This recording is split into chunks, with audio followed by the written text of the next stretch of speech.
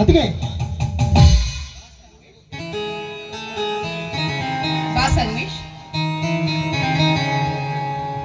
ಸಂಗಮೇಶ್ ಹೀಗೆ ಬಂದಿದ್ದಾನೆ, ಏಕೆ ಬರೋದಕ್ಕೆ ಲೇಟ್ ಆಯ್ತಲ್ಲ? ಹೌದಣ್ಣ, ಟ್ರೈನ್ ಸ್ವಲ್ಪ ತಡವಾಗಿ ಬಂತು, ಅದಕ್ಕೆ ಬರೋದಕ್ಕೆ ಎಷ್ಟೊತ್ತಾಯ್ತು. ಏನತ್ತಿಗೆ ಚೆನ್ನಾಗಿದ್ದೀರಾ? ನನಗೇನಪ್ಪ ಆಗಿದೆ, ಕಣ್ಣಲ್ಲಿ ಕಣ್ಣಿಟ್ಟು ನೋಡಿಕೊಳ್ಳೋ ಮುತ್ತಿದಂತ ನಿಮ್ಮ ಅಣ್ಣ ಇದ್ದಾರೆ. ಇನ್ನು ನಮ್ಮಿಬ್ಬರಿಗೆ ಸಹಾಯವಾಗ್ಲಿ ಅಂತ ಎತ್ತಿನ ಹಾಗೆ ದುಡಿಯೋದಕ್ಕೆ ಮೈಲಾರಿ ಇದ್ದಾನೆ. ಇನ್ನು ತಾಯಿಗಿಂತ ಹೆಚ್ಚಾಗಿ ಪ್ರೀತಿ ತೋರಿಸುವ ನೀನಿದೀಯಾ ಅಂದಮೇಲೆ ಈ ನಿನ್ನ ಅತ್ತಿಗೆಗೆ ಈ ಮನೆಯಲ್ಲಿ ಯಾವುದಕ್ಕೂ ಕೊರತೆ ಇರೋದಿಲ್ಲ. ಸದಾ ಚೆನ್ನಾಗಿ ಇರ್ತಾಯಿ ನಿಮ್ಮ ಅತ್ತಿಗೆ. ಅತ್ತಿಗೆ, ಚಿಕ್ಕಂದಿನಿಂದಲೂ ತಾಯಿಯ ಆಸರೆ ಕಾಣದ ನನಗೆ ನೀವು ಬಂದು ಆ ತಾಯಿಯ ಸ್ಥಾನವನ್ನು ತುಂಬಿ ಹೆತ್ತ ಮಕ್ಕಳಂತೆ ನಮ್ಮನ್ನೆಲ್ಲ ನೋಡಿಕೊಳ್ಳುತ್ತಿದ್ದೀರಲ್ಲ, ನಿಜವಾಗಲೂ ನಮ್ಮನ್ನೆಲ್ಲ ಹೆತ್ತ ತಾಯಿ ನೀವೇ ಅತ್ತಿಗೆ, ನೀವೇ. ನೋಡು ಸಂಗಮೇಶ್, ಈ ನಿನ್ನ ಅತ್ತಿಗೆ ನಿನ್ನ ಮೇಲೆ ಪ್ರಾಣವನ್ನು ಇಟ್ಟುಕೊಂಡಿದ್ದಾಳೆ.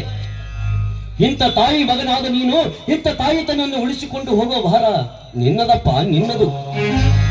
ಅಣ್ಣ, ನನ್ನ ಜನ್ಮ ಇರುವವರೆಗೂ ನಿಮಗೆ ದುಃಖಕರವಾಗುವಂತ ಕೆಲಸ ನಾನು ಯಾವತ್ತಿಗೂ ಮಾಡೋದಿಲ್ಲ ಅಣ್ಣ.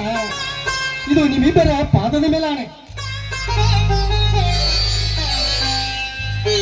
ಎದ್ದೇಳಪ್ಪ, ಆ ಬನಶಂಕರ ತಾಯಿ ಆಶೀರ್ವಾದ ಸದಾ ನಿನ್ನ ಮೇಲೆ ಶ್ರೀಲಕ್ಷ್ಮಿ. ಹಾ, ಅತ್ತಿಗೆ, ನಾನು ಏನು ತಂದಿದ್ದೇನೆ ಅಂತ ಗೊತ್ತಾ? ಏನ್ ತಂದಿದ್ದೀಯಾ? ಒಂದು ನಿಮಿಷ.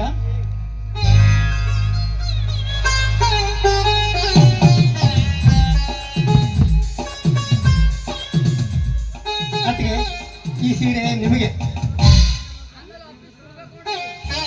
ಅಣ್ಣ, ಈ ಶರ್ಟು ಪಂಚೆ ನಿಮಗೆ.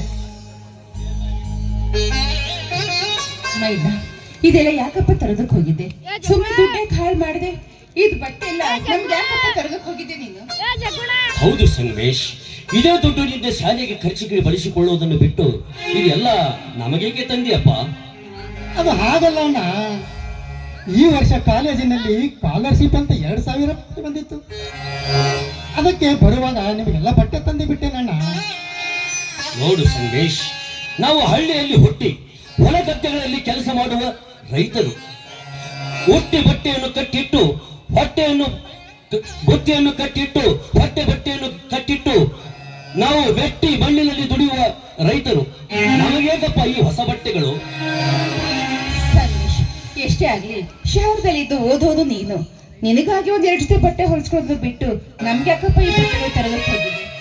ಅದಕ್ಕೆ ಇಷ್ಟು ವರ್ಷ ನೀವು ನನಗೋಸ್ಕರ ಕಷ್ಟಪಟ್ಟು ದುಡಿದು ನನ್ನ ಓದಿಗಾಗಿ ಶ್ರಮ ಪಟ್ಟಿದ್ದು ಸಾಲದೆ ಯಾವ ಜನ್ಮದ ಋಣ ಅನುಬಂಧನೋ ಏನೋ, ನನಗೆ ಈ ಜನ್ಮದಲ್ಲಿ ತಾಯಿಯಾಗಿ ಸಿಕ್ಕಿದ್ದೀರೆಂದರೆ ಅದು ನನ್ನ ಪುಣ್ಯ.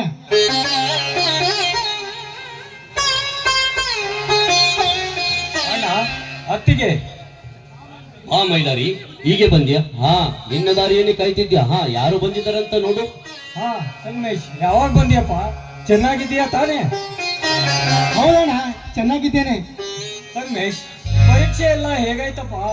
ನೋಡು, ನೀನು ಏನ್ ಮಾಡ್ತೀಯೋ ಗೊತ್ತಿಲ್ಲ, ತಾಲೂಕಿಗೆ ಫಸ್ಟ್ ರ್ಯಾಂಕ್ ಬರಬೇಕು.